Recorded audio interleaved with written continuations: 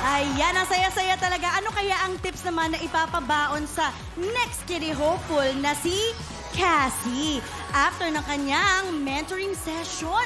Ay, naku, mabuti pa panoorin na natin itong mga mare.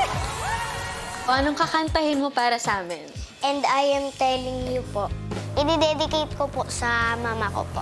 Kasi po, sinusuportahan niya po ako. Darling, there's no way, no, no, no, no way I'm living without you. Nagustuhan ko yung hindi mo pag-try na palakihin yung boses mo kasi may ibang singers na parang may ginagaya silang mga singers pero ikaw, kung ano talaga yung singing voice mo, ganun yun yung ginagamit mo. Yun yung very distinct sa'yo. Masayang-masaya po ako. Kasama ko po si Ate Maloy. Sinabi niya po sa akin, practice lang po ako ng practice po para ma-master ko po yung kanta po. Mag-enjoy ka lang. Gustong-gusto ko yung performance mo. Sobrang sakto sa'yo nung kanta. Pagbubutihin ko pa po ang aking laban para mas maging proud po sa akin sila Mama at Pau Pau.